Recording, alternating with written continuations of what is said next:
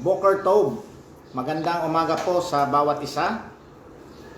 Tayo muli ay nagpapasalamat sa Panginoon na tayo muli ay nandito sa isang lugar at tayo po ay binigyan ng pagkakataon na makarinig ng kanyang mga salita sa pamamagitan ng ating pagbabasa ng Biblia, diretso sa pagbabasa ng Biblia, at the same time sa pakikinig ng mensahe.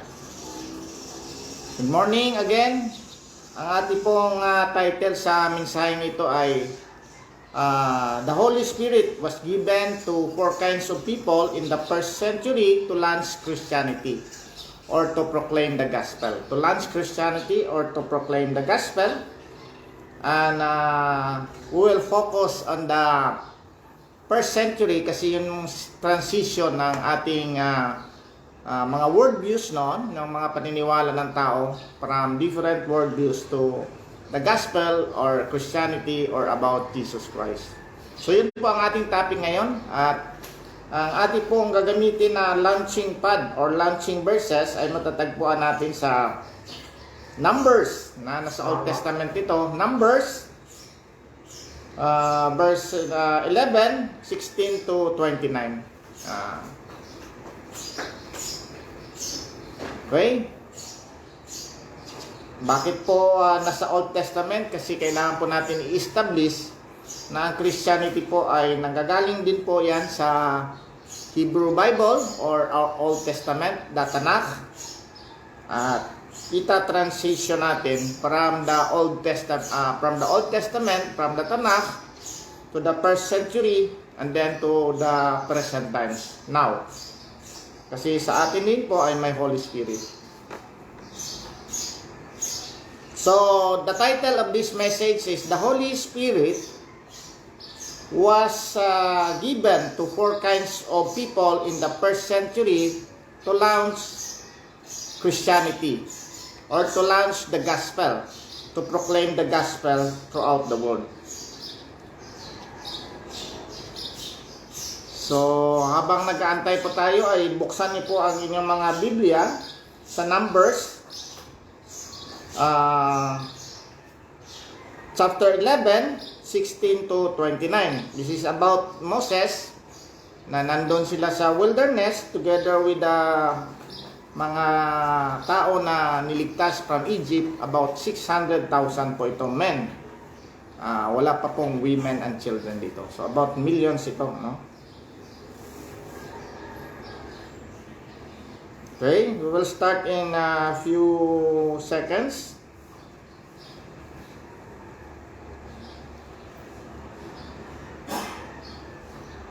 Muli tayo nagpapasalamat sa Panginoon nitong ating pagkakataon na makarinig ng salita ng Diyos. Okay? Sige po, ang ating pong babasahin na verses ay nasa Old Testament. Numbers 11, 16 to 29. Doon tayo magsisimula, springboard, and then we will go to the first century AD, Anno Domini, yung sa kapanahonan na after kay Jesus Christ na, and then sa ating buhay po. Bakit importante po yung Holy Spirit? Kaya ang title ko dito ay The Holy Spirit was given to four kinds of people in the first century to launch Christianity, because very critical po yung first century kasi doon po nag-debate or kung saan papunta yung ibang mga worldviews like the Jews and other pananaw, no? Or the way or the Lord Jesus Christ. So buksan niyo po ang inyong mga Biblia sa Numbers bilang 11, 16 to 29. Okay, babasahin ko po ito sa New King James Version. Again, good morning to everybody. The title of this message is The Holy Spirit was given to four kinds of people in the first century to launch Christianity. No? Babasahin po natin Numbers 11, 16 to 29. 16. So the Lord said to Moses, Gather to me 70 men of elders of Israel, whom you know to be the elders of the people, and officers over them. Bring them to the tabernacle of meeting, that they may stand there with you. Then I will come down and talk with you there. I will take off the spirit that is upon you, and will put the same upon them. And they shall bear the burden of the people with you, that you may not bear it yourself alone. Then you shall say to the people, consecrate yourselves for tomorrow, and you shall eat meat, for you have wept in hearing of the Lord, saying, who will give us meat to eat? For it was well with us in Egypt. Therefore the Lord will give you meat, and you shall eat. You shall eat not 1 day, nor 2 days, nor 5 days, nor 10 days, nor 20 days, but for a whole month, until it comes out of your nostrils and become loathsome to you, because you have despised the Lord who is among you, and have wept before him, saying, why did we ever come out of Egypt? And Moses said, the people whom I am among are 600,000 men on foot. Yet you have said, I will give them meat, that they may eat for a whole month. Shall flocks and herds be slaughtered for them, to provide enough for them? Or shall all the fish of the sea be gathered together for them, to provide enough for them? And the Lord said to Moses, has the Lord's arm been shortened? Now you shall see whether what I say will happen to you or not. So Moses went out and told the people the words of the Lord, and he gathered 70 men of the elders of the people, and placed them around the tabernacle. Then the Lord came down in the cloud, and spoke to him, and took off the spirit that was upon him, and placed the same upon the 70 elders. And it happened, when the Spirit rested upon them, that they prophesied, although they never did so again. But 2 men had remained in the camp. The name of one was Eldad, and the name of the other Medad. And the Spirit rested upon them. Now they were also those listed, but who had not gone out of the tabernacle, yet they prophesied in the camp. And a young man ran and told Moses and said, Eldad and Medad are prophesying in the camp. So Joshua the son of Nun, Moses' assistant, one of his choice men, answered and said, Moses, my Lord, forbid them. Then Moses said to him, are you zealous for my sake? Oh, that all the Lord spoke were prophets, and that the Lord were put his spirit upon them. And Moses returned to the camp, he and the elders of Israel. Tayo po'y manalangin. Panginoong Diyos na aming Ama, kami ay muling nagpapasalamat na kami, Lord, ay nakabasa na iyong mga salita.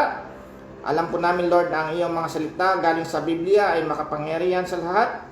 Katulad ng mga tubig galing sa langit na bumababa at nagdidilig sa mga halaman, sila ay sumisibol, lumalaki at nagbubunga. Ganon din po, Lord, ang nagagawa ng iyong mga salita na galing sa iyong mga bibig, galing sa Biblia, at ito ay aming naririnig, Lord. Sa mga nakakarinig, ito ay hindi babalik sa iyo, Lord. Ang mga salita na ito ay hindi babalik sa iyo na walang nagagawa sa kanilang mga buhay. Alam po namin na may purpose po ang mga salita ito, at ito po ay nagdidilig din po, Lord, na sumisibol ng pananampalataya, at higit sa lahat, nagbibigay sa amin ng harvest sa aming mga buhay spiritual. Lord, i-bless mo po ako, Lord, sa aking pagsasalita. Gamitin mo po ako, Lord, upang ang banal na Espiritu, Lord, na ibinigay mo sa bawat mananampalataya, Lord, ay maggabay sa akin upang maipahayag po, Lord, ng mga salita. Alam po namin, Lord, na ito ay malaking pribilehiyo na ibinigay mo sa akin upang maipahayag po, Lord, ang mga salita. Ganon din po sa amin na makikinig sa mensaheng ito. Buksan mo, Lord, ang aming puso't isipan na maintindihan namin, Lord, ang pinaka-specific na mensahe sa umagang ito. Although maraming mensahe, ngunit ikaw po, Lord, ang magbibigay sa amin ng special na mensahe sa aming mga buhay, Lord, upang maintindihan namin, Lord, na ikaw na tunay na Diyos na nagkatawang tao ay ang magbibigay sa amin ng eternal life at ganoon din po tutulong sa amin sa buhay nito. Salamat muli Lord at dalangin namin to Lord sa pangalan ni Jesus, naming Panginoon at tagapagligtas. Amen. Magandang umaga ulit sa bawat isa. Ang ating pong pag-usapan ngayon ay pinamagatan nating The Holy Spirit was given to four kinds of people in the first century to launch Christianity. Bakit po yun ang title? Ngunit ang aking binasa ay nasa Old Testament. Kasi po doon sa Acts, the book of the Acts of the Apostle, ay nandoon po yung pinapakita po yung reference o isang history ng ating pagkakristyanismo na after si Jesus Christ ay namatay at muling nabuhay sa ikatlong araw, siya ay umakyat sa langit at natutuwa yung mga tao na umakyat na siya sa langit kasi pinapromise ng Panginoon na bababa o ipapadala ng Ama at ni Jesus Christ, no? Ang banal na espiritu upang siya po ang mag-guide sa atin. At ang pinaka-specific purpose po doon ng Acts ay papakita po doon sa first century na meron siyang gagamitin ng mga tao na ilalans po yung Christianity. Kasi po sa kapanahonan na yan ay bago po yung Christianity, no? Ng Christianity po, ang Christianity po ay it is about Jesus Christ. It is about the gospel that Jesus Christ, the true God, no? Came into this world, became man. Kaya nga sabi natin, He is a true God, no? And true man, na siya po ang pumunta dito upang siya po ang ating kaligtasan at ibabahagi po ang ating kaligtasan. At that is what I mean by Christianity. Yun po ang ilalaunch ng mga tao starting from the disciples or the apostle mismo at iba't ibang tao na ihayag natin. Pero bakit ko po ibinigay itong verses sa Numbers na nandun naman ito sa Old Testament? Kasi po kailangan natin na i-grounded din ang ating pananampalataya sa Hebrew Bible, all the Old Testament, the Tanakh. At dito pa specifically po doon sa Torah, the first 5 books of Moses. Kasi yun ang pinaka-basic nila talaga, the Torah, although the Tanakh is composed of na Dividim and Ketubim. Yung Torah is the law of Moses, yung Nibidim is the writing of the prophets, and Ketubim is the writings of others like poems, acts, and proverbs, etc. No? So, dito po ipinapakita natin ang ating pananampalataya na Kristyanismo ay nakapattern talaga yan sa book of the Bible sa Old Testament, which is the Tanakh. So, ang binasa ko po dito ay isang setup to na ang alam po natin na history ng Israel, kailangan din natin balikan ang history ng Israel na sila ay pinramis kay Abraham, ngunit fast forward, nandun sila, nabihag sila o na pulong sila doon sa Egypt for 400 years at sila ay pinalaya na, no? Spectacular yung pagpapalaya sa kanila kasi natin ngayon dagat at sometime mayroong ganon. Ngayon, ang dami ng mga tao dito ay 600,000 men. Wala pa yung women and children. So, depende na sa iyong analysis kung ilan ang mga bata doon. So, ilalagay natin times 4. Oh. So, about 2 million people. So, how can Moses manage this one? Kaya nagbigay na yung sabi na paano kami kakain, no? Sabi, sige, magbibigay ako ng mana. Nagbibigay siya ng mana, nahuhulog yung mga mana, parang bread na lutuin nila. Nagsawa na siguro sila sa kakaluluto, bake, fried, o ano man, boiled mana, fried mana, baked mana, etc. Paanong klase. Nagreklamo ulit sila, sabi nung wala bang meat or basar or karne na parang kakainin namin. So, nagreklamo sila. Sabi ni Moses dito sa I am not able to bear all these people alone because the burden is too heavy for me. At sabi nga ni Moses sa 11:15, if you treat me like this, please kill me here and now. And if I have found favor in your sight, and do not let me see my wretchedness. Sabi niya, kung napakahirap naman ito, Lord. Imaginin mo, ano kayang nararamdaman ni Moses? He will manage 2 million people. Siya lang mag-isa. So ang sabi ni God, okay Moses, maghanap ka, gather to me 70 men of elders of Israel, whom you know to be elders of the people and officers over them. Ang sabi niya, okay Moses, ikaw ay nagreklamo, o mukhang mahirap naman talagang i-manage yung 2 million, maghanap ka ng 70 person na tutulong sa'yo. At papuntahin mo doon sa tabernacle. No? In short, mayroong 68 na taong pumunta sa tabernacle, 2 tao ang hindi pumunta sa tabernacle, si Eldad at saka si Medad. No? Ngayon, sabi ni God dito sa I will put my spirit. No? Wow! Ano ba yung ibig sabihin ng I will put my spirit? Sabi dito sa 24, babasahin ko lang. So Moses went out and told the people the words of the Lord, and he gathered the 70 men of the elders of the people and placed them around the tabernacle.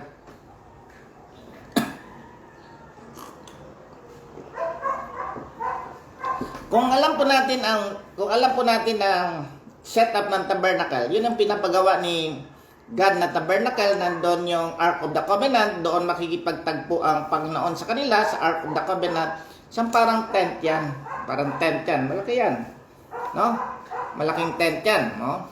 Ngayon, sabi na, sige, gather mo yung 70 persons. Ang tabernacle po doon, kasi mayroon silang mga camp, ang kampo nila, imagine mo, 2 million, ilang square kilometers kaya yan, no? Malayo yan. Doon sa gitna nandun yung tabernacle. So yung camp na sinasabi dito, yung kampo ng mga Israelites yun, napakalaki yan, ilang square kilometers yan. Pero sa gitna nandun ang tabernacle. Sabi ng God, sige maghanap ka ng 70 elders, ipunin mo doon sa tabernacle. Sabi dito, so Moses went out and told the people the words of the Lord, and he gathered the 70 men of the elders of the people and placed them around the tabernacle. Then the Lord came in the cloud and spoke to him, and took the spirit that was upon him, and placed the same upon the 70 elders. And it happened when the spirit rested upon them that they prophesied, although they never did so again. Nakakapagtaka dito, bakit kinuha ng spirit? Kasi sa ibang translation ito, portion of the spirit. Kasi alam po natin, ang ating pananampalataya ay all people will be saved by grace through faith in the Lord Jesus Christ, regardless kung saang portion ka o saang pila ka, before Christ ka pa o Domini AD. Ang ating kaligtasan sa pamamagitan ng grasya, sa pamamagitan ng ating pananampalataya kay Jesus Christ. So dito po ay mayroon ng the people of the Old Testament are saved, mayroon na silang Holy Spirit. But the spirit of this one, the spirit of this kind of spirit is for the purpose of managing. The spirit of parang, ito yung ibibigay talaga na special kay Moses na spirit. So sabi and took the spirit that was upon him, sa ibang translation, yung portion of the spirit. Kasi kung kukunin yung spirit kay Moses, wala nang spirit si Moses. Paano niyan? Hindi na siya makapag-manage. Leader para naman siya dito. Ang sabi dito, the portion of the spirit what upon him, and placed the same upon the 70 elders, and happened, and when the spirit rested upon them, they prophesied, although they never did again. No? But mayroon po dalawang tao, si Eldad at saka si Medad, hindi sila nakapunta sa tabernacle, nandun sila sa camp. Ni-report ng isang tao, sabi, and the young man ran and told Moses and said, Eldad and Medad are prophesying in the camp. Kasi although wala sila doon sa tabernacle, nakasama sila doon sa listahan ng 70. Nung even less, maski malayo yung dalawang tao, na napasukan din ng spirit of managing or spirit of managing, something like that, or evangelizing, or basta hindi yung spirit na for the salvation, but the spirit of evangelizing or managing some people. Special to sa Old Testament. Kaya nga sa kanila, pwedeng lumabas yung spirit. Halimbawa kay Saul, lumabas yung spirit kasi nawalan na siya ng anointing eh. Kasi nagkasala nga siya. Ngayon, yung spirit na yan ay yung parang being king of the spirit yan. Lumabas kay Saul at pumunta ngayon kay David, no? The king of Sabi dito, so Joshua, yung isa si Joshua, alam po natin si Joshua at saka si Caleb. Si Joshua ay parang Ito yung isa sa mga tao na assistant ni Moses ito na makakalagpas, makakapunta sa Kanaan. So Joshua, the son of Nun, Moses' assistant, one of his choice men, answered and said, Moses, my Lord, forbid them. Forbid them. Sabi ni Moses, ito, critical ito sa 29. Then Moses said to him, Are you zealous for my sake? O that all the Lord's people were prophets and that the Lord would put His Spirit upon them? Sabi ni Moses, O Joshua, bakit ganon? Gusto ko nga na marami kaming marami that all the Lord's people were prophets and that the Lord would put His Spirit upon them. So sabi niya, konti pa nga yung 70 na yan Ano ko lang to parang hindi naman to Pero ibig sabihin yan, out of the 2 million, 70 lang. Sabi nga, are you zealous for my sake? Bakit natin pagbabawalan yung dalawa na yan? 68 na lang, 70 nga kailangan No? So, sabi na, would put the Spirit upon them. So, sabi ni Moses, I hope na mas marami pa sa 70. At yung parang declaration ni Moses na yan na parang, I hope na mas marami pa, para hindi ako mahirapan, na ganap yan sa Joel 2. Na sabi doon sa Joel 2, na magkakaroon po ng and it shall come to pass after Joel 2:28, and it shall come to pass afterward that I will pour out my Spirit on all flesh. Your sons and your daughters shall prophesy, your old men shall dream dreams, and young men shall see visions, and also on my men servants and my maid servants, I will pour out my Spirit on those days. So sabi ni Moses, sana marami pa nga dito Kasi konti lang yung 70. Hindi naman sinabi ni Moses Parang ano ko lang na parang dapat mas marami pa na fulfill yung pangarap ni Moses na sa Joel. Ngayon, fast forward. Kasi ang title natin ay The Holy Spirit was put to 4 kinds of people in the first century. Bakit first century? Kasi ang first century po ay yung nandoon na yung namatay si Jesus Christ. Alam po natin si Jesus Christ ay namatay about 30 AD, no? Or something like that, no? 30 AD or 33 AD, no? Ngayon, sumulat ngayon, ang doon ay mayroon doon na mga sinulat ngayon ang tradition talaga, sumulat ng Acts ay si Luke na author ng third gospel, no? Third gospel book. Sabi niya dito, sabi ni Luke, no, na sumulat na parang talagang ito si Luke ang sumulat dito sa The Act of the Apostle. Kaya nga itong The Act of the Apostle, katulad ng aking last sermon last Friday, very important ito. Kasi this is the transition book, this is the reference book na gagamitin natin na totoo talaga na si Pablo ay na-encounter niya si Jesus doon sa road na Damascus. At the same time, hindi lang nag-imbento sina Peter, hindi lang sila nag-imbento sina Pablo, kasi pinapakita talaga na mayroong nangyari doon. So sabi dito sa verse 8, verse 7, and he said to them, 6 na lang, babasahin ko sa 1:4 para mabuti po ng Acts. And being assembled together with them, he commanded them not to depart from Jerusalem. Si Jesus Christ ito nang napakita sa kanila. Nasabi na, magsisimula na kayo, no? Pumunta kayo sa Jerusalem, mag-antay kayo. But wait for the promise of the Father, which He said, You have heard from me, for John truly baptized with water, but you shall be baptized with the Holy Spirit not many days from now. So mag-antay kayo sa Jerusalem, huwag na muna kayong bumalik sa Galilee, kasi taga Galilea itong mga karamihan ng mga disipulo ni apostol ni Jesus Christ.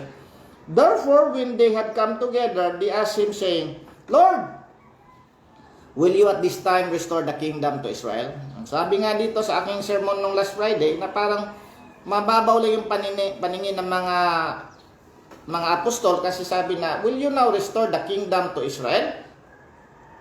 But hindi nila alam na ang plano ng God ni Jesus Christ ay not only the kingdom of Israel, but the kingdom of all the world, no? Kasi ang mga Israeli po ay ang kanilang worldview ay sila lamang ang parang sisikat, sila lamang ang parang pupuntahan ng God at yung ibang mga nations ay titingala sa kanila, no? Iipunin sila, yun ang kanilang pananaw ng Messiah. At sabi ni Jesus Christ, and He said to them, "It is not for you to know the times or season which Father has put in His own authority." Huwag niyo naman masyadong pakialaman kung kailan yan, Father lang nakakaano dyan, but put in His own authority. But sinabi niya sa 8, "But you shall receive power when the Holy Spirit has come upon you, and you shall be witness to me." The Holy Spirit will come upon you, and you shall be a witness to me, witness to Jesus Christ, not the religion. Simula sa Jerusalem, na small town in a center of doon sa Jerusalem yan, bayan yan ng Judea, bayan ng probinsya ng Judea. Magsisimula sa Jerusalem and in all Judea, doon si Jerusalem, doon ako magpapakita, no? Doon magpapakita ang Holy Spirit. Doon sa Judea, yung province ng Jerusalem, and then yung Samaria, yung next na province, unto the end of the earth. So ang purpose ni Jesus Christ ay simula sa Jerusalem, sa bayan, tapos sa probinsya ng Judea, tapos sa next na mga provinces, and to the rest of the world. Yun ang kanyang plano talaga. Ngayon, bakit ko po in-entitle to, "The Holy Spirit was given to 4 kinds of people in the first century to launch Christianity"? Kasi po ang Acts of the Apostle po ay parang napaka-importanting libro ito. Kasi ito nga yung purpose nito na outside Christianity, mapapakita na totoo yung Christianity. The Old Testament is the Word of God. Pinapakita, kaya nga ang purpose ni Luke dito ay ni-record talaga niya na parang may mga tao katulad ng Gamaliel, may mga tao katulad ng Gallio, may mga tao katulad ni Festus, ni Felix. Kasi ang purpose ni this Acts of the Apostle book can be validated by people.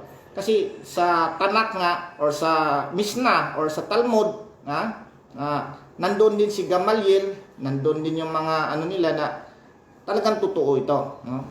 By the way, ano yung side note lang, footnote lang. Ang mga Hudyo ay hindi sila naniniwala kay Jesus Christ. Kaya nga ang kanilang pinapaniwalaan during the kanilang buhay ay yung Torah or the Tanakh, no? Ang Torah, specifically the Torah, kasi ang Tanakh nga is composed of the Torah, the Nevi'im, and the Ketubim, no? Yung tatlong klase na yung Torah, yung 5 books of Moses, yung Nevi'im na the prophets, yon mga sulat ng mga propeta, at yung Ketubim, yung mga writings na other. Ngayon, ang mga doon ay hindi sila naniwala kay Jesus Christ. Kaya mayroong isang tao, the 2nd century, si Rabbi Yehuda Hanasi, no? Yung pag sinabi kasing Nasi, yung parang special sa kanila rabbi yan, doon parang isa sa mga great rabbi sa kanila na doon pinapasa daw yung tradition. Kasi mayroon din silang tradition books. Ang tradition books nila ay parang ito yung mga oral na sinasabi kay Moses. Kasi yung Torah, written talaga yan na ibinigay ng God kay Moses. Si Moses, Moses, ito yung Torah, ito yung written books ng Bible. Yun yung talagang Torah na written books sila. Walang question doon. Pasa mo yan kay Joshua, si Joshua, ipasa mo yan sa mga judges, tapos the people of assembly, the same time, hanggang pumunta yan sa iba't ibang rabbi sa kapanahonan. Pero sabi nila, mayroon daw silang oral tradition. So sinulat nila yung Mishnah on 2nd century, sinulat nila yung Mishnah. Ang ibig sabihin ng Mishnah ay mga oral. Ibig sabihin ng oral yung kwento lang. So imagine mo si Moses, Joshua, ito yung book ng nakasulat talaga. Yung Torah, malinaw yan, nakasulat yan. Pero meron ba akong ikukwento sa iyo? Tandaan mo, Joshua, ganito, meron pang aside dyan sa Torah, meron pang ganito. Tapos si Joshua, nung na siya, kunento na sa ibang mga, ganon. Pinasa din ni Joshua yung Torah, doon sa kabila, kunento din niya yung oral, hanggang dumating. Ngayon, nagpunta to sa mga rabbi. Sabi ni Yehuda Hanasi, kailangan nating isulat ito sa 2nd century after ng kay Jesus Christ. Sinulat nila yan na meron din silang misna na book din yan. Tapos, after that, meron pa silang sinatawag na Talmud. No? Yung Talmud naman ay writings din nila yan. Yung Talmud at saka Gemara ay parang komentary nila yan sa Misna. So, imaginein mo, meron silang tatlong klaseng book. Yung Torah, yung talagang nakasulat, yung ginawa nila sa 2nd century na oral books na kinumpile ni Rabbi, kung hinanap niya yung mga Rabbi na iba o isulat niyo kung ano yung mga oral, ikukumpile natin yan. Tapos after na compile nila doon, meron silang parang commentary, yun ang Talmud or Gemara. No? Bakit ko po sinabi yan? Kasi yung Misna nila at saka yung Talmud nila, ang katapat lang natin na hindi naman katapat kasi ito talaga original word talaga to, the New Testament.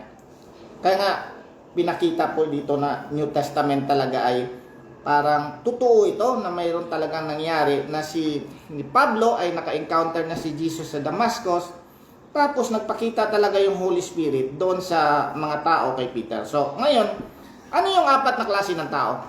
No? Kasi alam po natin yung Pentecost, no? The Day of Pentecost, very sikat yan. Pero sa inyo siguro na hindi pa nakakarinig ng Day of the Pentecost, bago pa lang, ang Day of the Pentecost ay, pag sinabing Pentecost, 50 days yan after the Passover. Which is also 50 days also after the death of Jesus Christ. So, ganon. So, alam po natin si Jesus Christ nagstay pa siya ng 40 days. So, yung sinabi na dito, maghintay kayo sa Jerusalem, 10 days na lang dumating na. Ito ngayon ang number 1 group of people. Ang number 1 group of people, babanggitin ko na lang yung 4 para meron kayong outline sa inyong mga pag-iisip. Ang 4 na, kasi yung Pentecost, highlighted yan, pero hindi natin alam na nagpapakita pa o nagpupur pa ang God sa 1st century sa ibang mga tao. Ang number 1 na klase ng tao, na pinupor yung Holy Spirit, yung mga Jews, yung talagang mga disciples ni Jesus Christ. Jews, no? Number 2, yung Samaritans. Bakit special yung Samaritans? Kasi sinabi ni Jesus Christ, magsimula kayo sa Jerusalem, tapos sa Judea, tapos sa Samaritans. Ang Samaritans, parang special people yan sila. Kasi parang half-breed sila. Half-breed sila kasi nabihag nga ng Assyria yung northern tribe, which is composed of Samaritans. For the purpose na lang na Samaritans na lang gagamitin natin. Samaria, binihag dinala din sila sa Assyria. Pero mayroon pang mga remnants na konti naman doon kasi nga mayroon namang iba na hindi pa talaga nabihag lahat, no? At mayroon ding mga nearby provinces na nag-migrate din doon sa Samaria na mga Jews din yan. Ngayon, yung king ng Assyria, pinabalik yung ibang mga lahi ng tao. Kaya, for the purpose, hindi na natin i-elaborate kung ano yan. For the purpose of ang Samaritan ay hybrid yan sila. Half Jews and half Gentile. No? So, I hope na hindi ko na-explain yung Jews at saka Gentile. Kasi ang Gentile, hindi sila medyo. Ngayon, ang pangatlo po, ang una po ay Jews talaga na believers, no? Ang pangatlo, half-breed Jew and Gentiles. Ang pangatlo, yung mga prominent Gentiles like the Romans, the Greek Romans talaga, prominent sila na wala silang alam about Jesus Christ. At the same time, ang pang-apat, yung ordinary Gentiles na nakikinig din sa mensahe ng Panginoon. Yun yung Gentiles. Babasahin ko.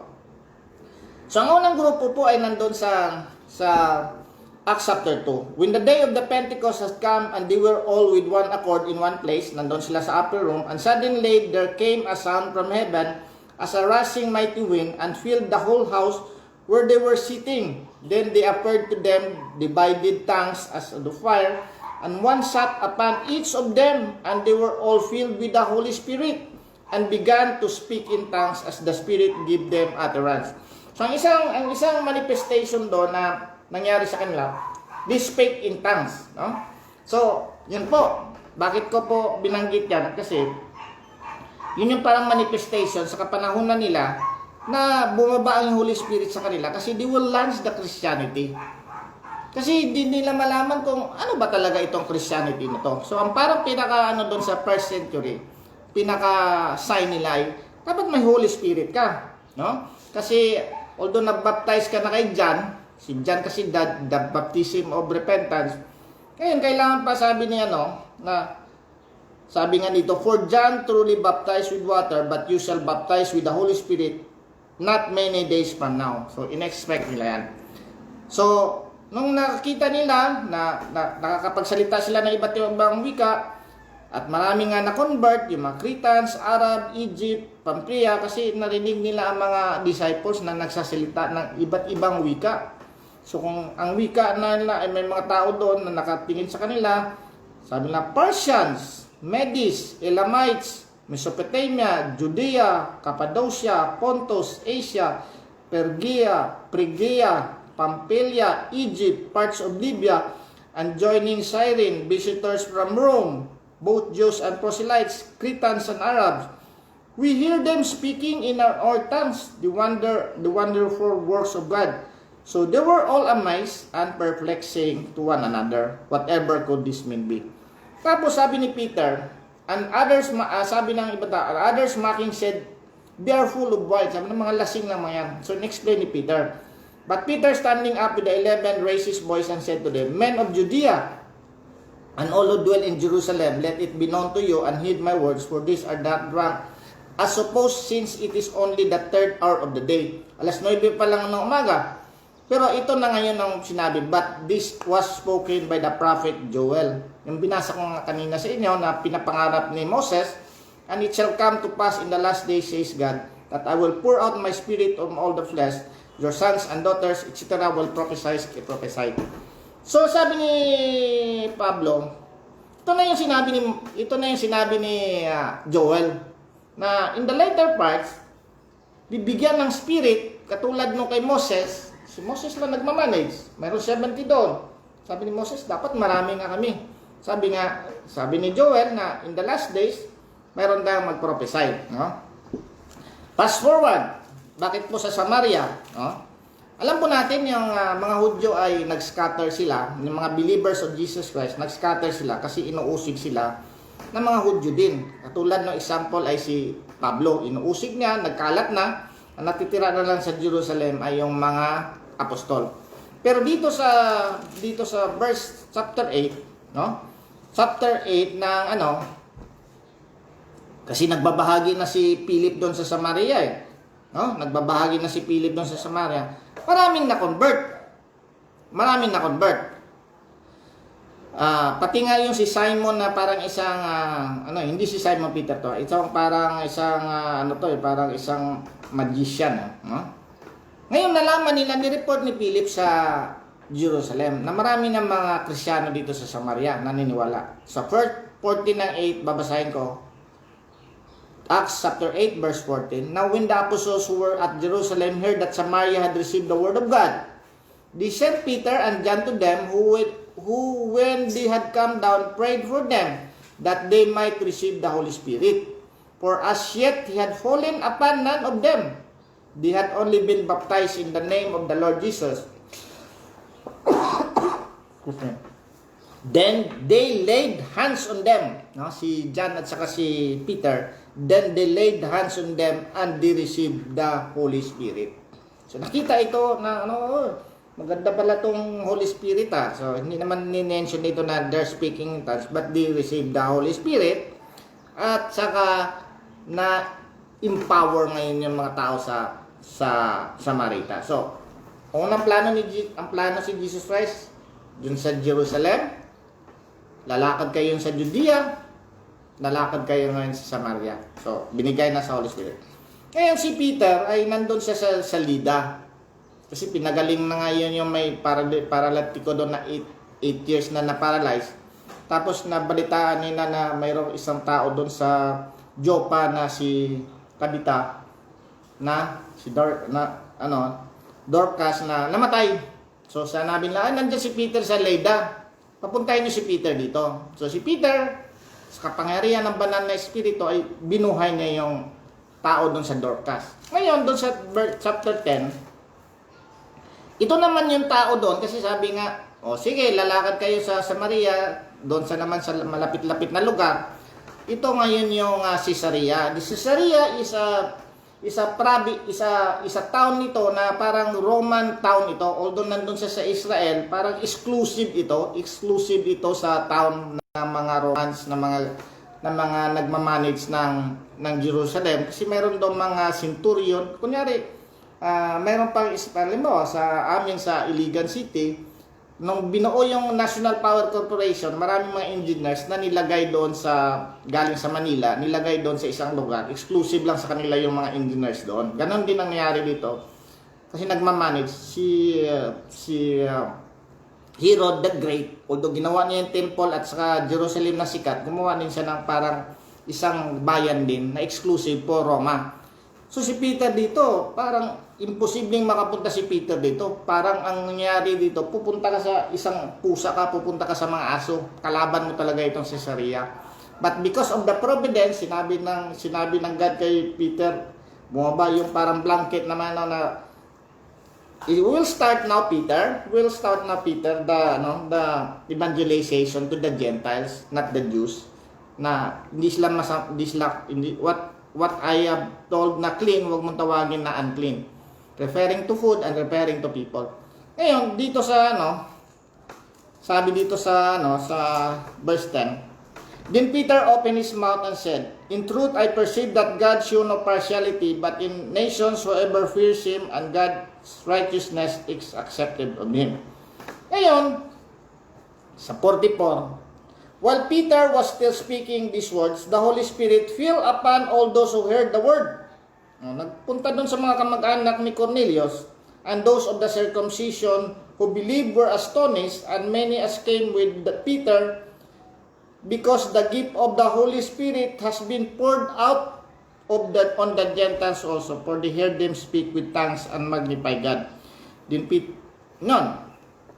Ngayon, nabigla yung mga Hudyo na kasama ni Peter. Wow! Akala ko lang sa mga Hudyo lang itong power of the Holy Spirit na to. Bakit binigay sa mga Hentil? In-explain nga yan na Peter sa 11 na ano magagawa natin? In-explain yan at kasama yan sa plano na mapapunta sa Angel. Fast forward sa 19. Napunta na doon sa prominent Gentiles, kasi mga prominent yan, mga sikat na mga tao yan, mga centurion yan, at mga nagmamanage na sila. Verse 19, chapter 19 ng Acts.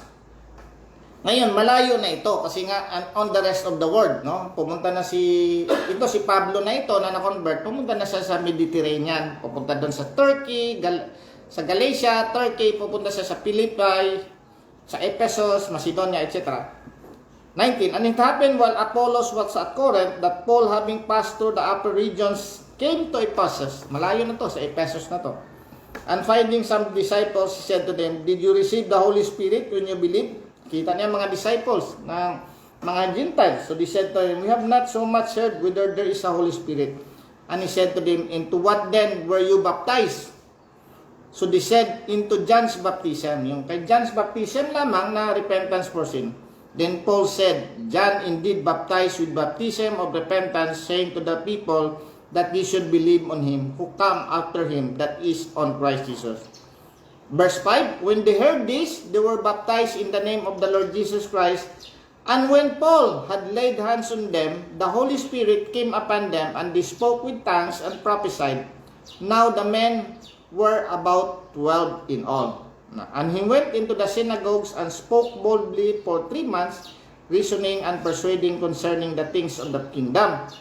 But when some were hardened and did not believe, but spoke evil on the way before the multitude, he departed from them and withdrew the disciples, reasoning daily in the school of Tyrannus.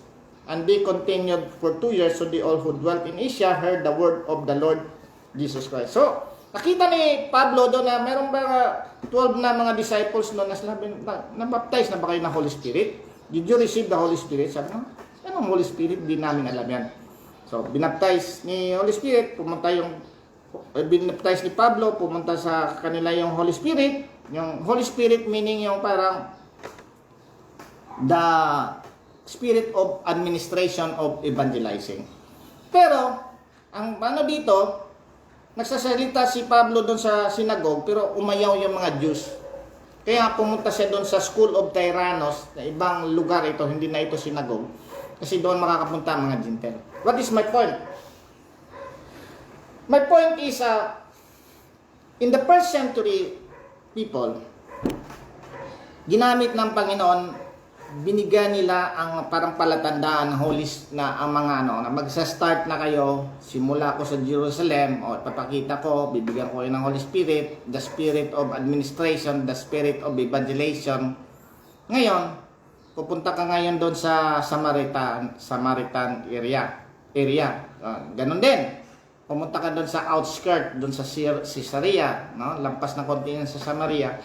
Then pumunta na si Paul doon sa mga Philippi, Macedonia, doon sa Corinto, sa Greece, malayo na, nandun na si Europe. At eventually, pumunta din si Paul doon sa Jerusalem, sa Rome, at doon na siya nagbalita. In fact, doon sa Acts 28, sabi dito sa Acts 28, bago ko doon, sa atin ngayon, sa Acts 28, sabi, Then Paul dwelt 2 whole years in his rented house and received all who came to him, preaching the kingdom of God and teaching things which concern the Lord Jesus Christ with all confidence, and no one forbidding him. So si Pablo ay nagpapatuloy sa kanyang pag-ano doon sa Roma, malayo na ito, Roma na ito doon na ito sa may Europe na ito, malayo na ito sa Jerusalem, So yung blueprint ng God ay nasunod na. Fast forward sa atin. Ngayon po, tayo ay mga Kristiyano na rin tayo. At we are also given the Spirit of the Lord. Makikita natin yan sa 1:13 ng Ephesians. Sabi dito, In Him, you also trusted after you heard the word of truth, the gospel of your salvation, in whom also having believed, you were sealed with the Holy Spirit of promise, who is the guarantee of our inheritance until the redemption of the purchased possession to the praise of His glory. Ngayon, ang tanong doon, ito na ang pinaka-basic tanong nito. Ang acts ba ay ginamit ba yan sa atin upang ipakita kung ano nangyari dun sa first century, o model yan na gagayahin natin? Kasi yan ang pinaka-issue ngayon sa church, na parang dapat mag-model tayo doon sa Acts. No? Ang doon ay pinakita lang natin yung case study about the speaking in tongues, kasi yun ang pinaka-critical ngayon na under questioning. Kailangan ba mag-speak in tongues sa mga Kristiyano? No? Kailangan ba mag-speak in tongues sa mga Kristiyano? Ngayon, ang sabi doon sa ginawa nila doon ay parang that is a descriptive o history na parang nagkaroon nga sila ng mayroon silang mga house churches. Ngayon, nabasa ng iba mga Kristiyano, dapat mag-house churches tayo. Huwag na tayong mag-concentrate diyan sa mga big churches. Kasi sabi sa Acts, house churches Doon sa house churches, kaya sila nag-house churches kasi inuusig sila Hindi naman sila pwedeng mag-assemble na open in public. Kaya sila nag-house churches. Ngayon, halimbawa, isang case din po. Yung pagbibigay sa mga widows, no? Pagbibigay sa mga widows. Bakit sila nagbibigay? In fact, nagbibigay nga sila, nag-ipon nga sila doon kasi walang source of income yung mga widows sa kapanahonan na yan. Ngayon, marami din mga church na sasabi, sige, magpo-provide tayo ng pantry para tayo magbibigay sa mga widows. Walang masama doon. Pero, kailangan ba talaga natin na gayahin yung Acts? Halimbawa, si Sapphira at saka si Ananias at Sapphira, nagbibigay si Barnabas ng pera doon sa churches. Binenta niya yung kanyang mga ari-arian at binigay niya doon. Bakit niya binenta yon? Kasi yung mga Kristiyano nung kapanahonan na yon, pumunta sila sa Jerusalem. Nung napunta sila sa Jerusalem, nabahagian na sila, yung sabi nga, taga Mede, Persia, Arab, nagpunta na sila doon. Narinig na nila yung salita ng Diyos. Hindi na sila bumalik sa kanilang pinanggalingan, doon na sila sa Jerusalem. Paano sila kakain doon? Wala silang trabaho. Kailangan mag-ipon-ipon sila. Kaya nga sabi, may ibang mga churches, dapat ganun din, mag-ipon-ipon din tayo, mag-ibenta natin yung lahat ng mga ari-arian natin, tapos magpunta tayo sa isang community at doon na tayo, hindi na tayo komunista na or sosyalista na. Ganun ba din ang dapat natin gawin? Halimbawa, doon din sa kapanahonan ni Pablo na parang naniniwala sila, no? At na-transform sila ngayon, no? So, mayroon doon nagpapakita na in-exorcise na yung tao, no? Sa 19 nga. Sa 19 ng Acts, sabi dito, 19 ng Acts. 19 ng Acts, so, sabi nito, now God worked unusual miracles by the hands of Paul so that even handkerchief or aprons brought from his body to the sick, and the disease left them, and evil spirit went out of them. Then some of the itinerant Jewish exorcists took it upon themselves to call the name of the Lord Jesus Christ over those who had evil spirits. Sabi na, we exorcise you by the Jesus whom Paul preaches. Also there were 7 sons of Sceva, the Jewish priest, who did so. And the evil spirit answered and said, Jesus I know, and Paul I know, but who are you? So, meron dito, si Paul ay nagbigay lang ng mga handkerchief at saka aprons at dinala nila doon sa mga may sakit. Hindi makapunta, makalakad, nandun si Paul sa 2 kilometers away. Hindi makalakad yung may sakit. Ang ginawa nila, may aprons at saka handkerchief si Paul, dinala nila doon sa may mga sakit at sila ay gumaling. Maraming mga church ngayon ay mayroon din silang mga handkerchief na mayroon silang handkerchief yun. Iway yung handkerchief nyo at idalhin nyo sa mga bahay nyo at gagaling. Yun ang purpose nito ngayon. Ganun ba talaga ang ating pagpapahayag ng salita ng Diyos? Na kailangan gayahin natin yung first century. Ang tanong doon ay ganun po yan. So, 5 minutes kasi this is very critical sa atin. Kasi ang pinag-usapan natin is sa 14 ng speaking in tongues, no? Sabi, nagkagulo-gulo ang mga churches about the speaking in tongues. Bakit ko pinapurpose sa speaking in tongues? Kasi yun ang pinaka-questionable ngayon. Na kailangan ba tayo ni Masin? Sabi dito, kung sino makakasagot sa inyo dito sa 22, bibigyan ko ng prize sa MFCC. Ito, sabi sa 22. Therefore, tongues are for a sign, not to those who believe, but to unbelievers. But prophesying is not for the unbelievers, but to those who believe. Ngayon, sabi na, malinaw dito sa 14 ng 1 Corinthians 14:22 na dapat daw magsasalita ng tongues kasi tongues are a sign not to those who believe but to unbelievers. So, dapat to unbelievers, kailangan nila yung sign. But prophesying is not for the unbelievers but for those believers. Pero, kung babasahin mo yung 23, parang kumontra kasi kung ganun ang interpretation natin, na kahit tayo magsasalita ng tongues para yung mga unbelievers ay maniniwala, sabi ni Paul dito sa 23. Therefore, if the whole church comes together in one place, and all speak with tongues, and there come in those who are uninformed or unbelievers, will they not say that you are out of your mind? Which is nangyayari na ngayon. But if all prophecy and an unbeliever or uninformed person who comes in, he is convinced by all, he is convicted by all. And thus the secrets of his hearts are revealed, and so falling down on his face, he will worship God and report that God is truly among you.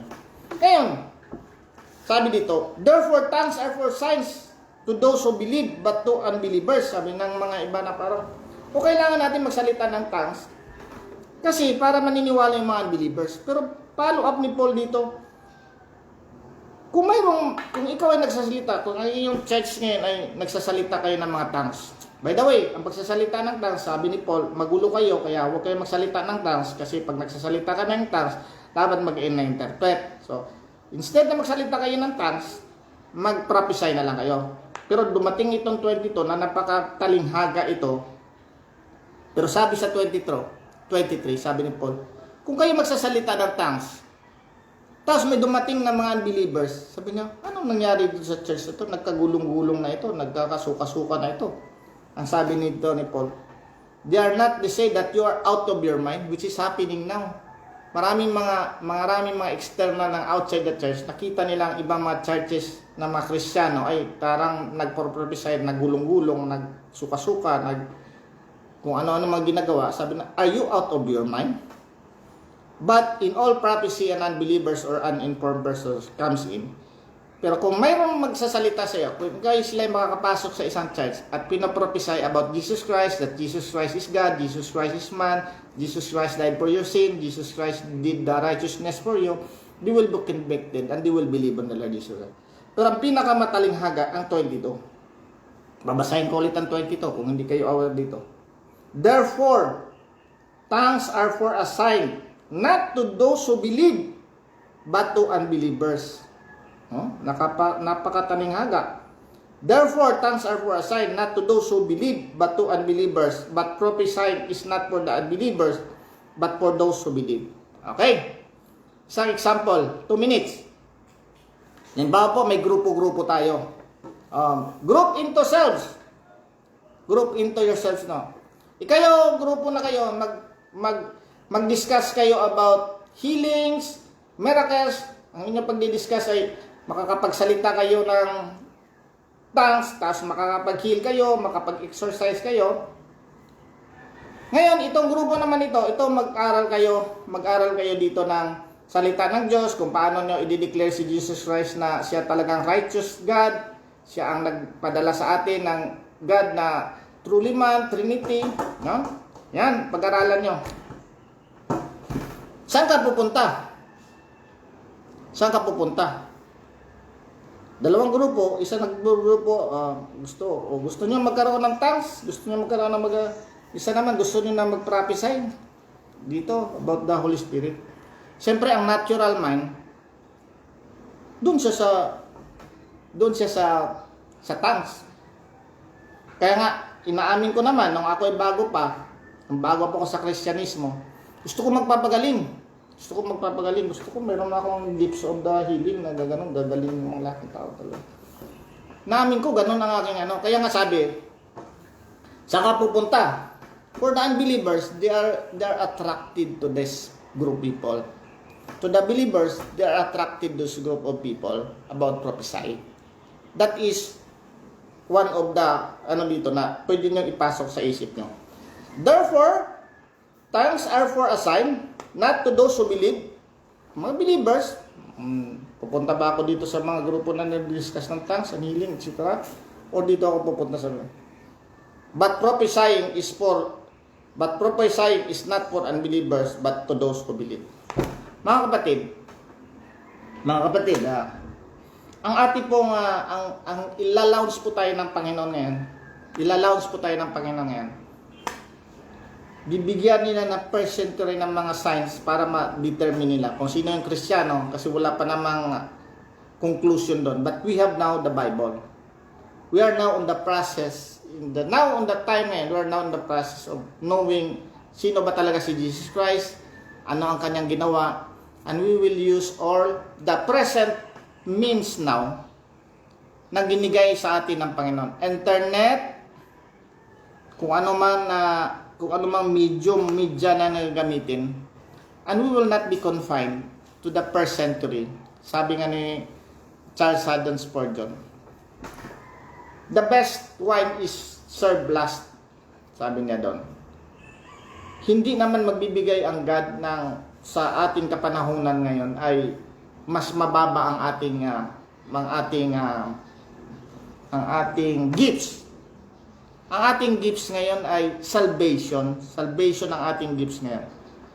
That is more important, the eternal life, than the temporal life. We will focus on the eternal life, which is more important. Hindi lang natin maintindihan kasi we're parang nandun tayo sa present. Ang gusto natin, magpapagaling tayo ng mga tao, yayaman tayo, pero ang pinaka-importante doon na binigay ang Holy Spirit sa atin. Confidence that we are saved. Babasahin ko ang 1:30 ng Ephesians. Confidence that we are saved. Sabi nito, verse 11 ng Ephesians. Ephesians, dito tayo magtatapos. 1:7. In Him we have redemption through His blood, the forgiveness of sins, according to the riches of His grace, which He made to abound towards us in all wisdom and prudence, having made known to us the mystery of His will according to His good pleasure, which He purposed in Himself, that in the dispensation of the fullness of time He might gather together in one all things in Christ, both which are in heaven and which are on earth in Him. In Him also we have obtained an inheritance, being predestined according to the purpose of Him who works all things according to the counsel of His will, that we who first trusted in Christ should be to the praise of His glory. 13. In Him you also trusted after you heard the word of truth, the gospel of your salvation. In whom also, having believed, you were sealed with the Holy Spirit of promise, who is the guarantee of our inheritance until the redemption of the purchased possession to the praise of His glory. Mga kapatid, sa ating kapanahonan ngayon, we're more blessed na in-emphasize talaga yan na we are secure in Jesus Christ. We are now sealed with the Holy Spirit. Bilang pagtatapos po, sinimulan kay Moses sa kanyang 70. We dapat naka-base tayo doon. Sinabi ni Joel na in the last days, mayroon talagang ibibigay sa atin ng Holy Spirit. Doon sa first century, sa mga disciples of Jesus Christ, pinakita sa kanila na this is not only for the Jews, but also for the Gentiles. Ibibigay ko yung mga sinyalis kasi hindi kayo maniniwala kung hindi ko ibibigay ang mga sinyalis ng mga Gentiles. Sabihin nyo, bakit sa amin na binibigay na makaka-speak of tongues kayo? Sa mga Gentiles, hindi sila makapagsalita. Pinibigay yan sa mga Kristyano noon para makita na they are the same people. They will spread the gospel. But now, we are now in the present times. We're now, the Bible is already complete. We're now given one time, big time, one package that when the Holy Spirit will come to you during the time of your regeneration, during the time when you believe of Jesus Christ, you are now complete in package. You are now full in Christ. Kompleto na. Hindi ka na mag-iintay na bibigyan ka ng another way. Kompleto na. Iba-iba nga lang ating mga gifts sa atin. At kung anong mga gifts mo, I'm sure na nandoon yung banal na espiritu kung ikaw ay Kristiyano, na ipapahayag sa iyo na ikaw ay makita na ikaw ay makasalanan, makita na ikaw ay hindi mo kayang iligtas ang iyong sarili, makita mo na ikaw ay mapapahamak at ikaw ay lalapit sa pinakamabuti at pinakamakapangyarihang Diyos na nagpadala ng kanyang anak na si Jesus Christ. And all you have to do is believe on the Lord Jesus Christ in your faith. By the will of the Holy Spirit, He will regenerate you, will born again you, kung gagamitin natin technical term, born again you, regenerate you, and give you the Holy Spirit na makikita mo na ikaw ay talagang Kristiyano, magsisi sa kasalanan at tanggapin si Jesus bilang Panginoon tagapagligtas upang ikaw ay magkaroon ng buhay na walang hanggan at malagpasan mo ang mga pagsubok dito sa mundong ito at mabibigyan ka ng peace that surpasses all understanding. Yun po ang ibinibigay ng Panginoon sa iyo, salvation, na ikaw po ay talagang anak ng Diyos and you have eternal life. You have to believe on the Lord Jesus Christ and you will be saved. Let us pray. Panginoong Diyos na aming Ama, Lord, kami ay nagpapasalamat, Lord, sa araw na Lord na binigay mo sa amin ng pagkakataon na makarinig na iyong mga salita. Patuloy po namin pinapanalangin, Lord, na ang mga tao po makarinig nito, Lord, ay malaman na ang banal na Espiritu po, Lord, ay lalapit sa Kanya kung siya ay maniniwala kay Jesucristo at pumasok sa Kanya, bigyan siya ng katagumpayan sa Kanyang buhay, higit sa lahat, bigyan siya ng assurance na siya ay anak ng Diyos, makikita na siya talaga ay magkaroon ng buhay na walang hanggan. Patuloy na pinapanalangin, Lord, na makarinig nito, Lord, kung hindi pananampalataya sa iyo, sila po ay mananampalataya, magsisi sa kasalanan, lumayo sa mga kasalanan na kanilang ginawa, lumapit sa iyo bilang Panginoon tagapagligtas. At sinabi mo, Lord, sa John 3:16, for God so loved the world that He gave His only begotten Son, that whoever believes in Him shall not perish but have everlasting life.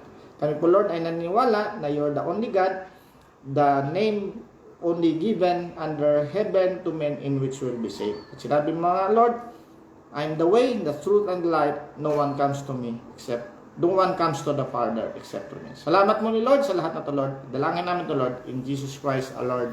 Amen. God bless po. mga kapatid.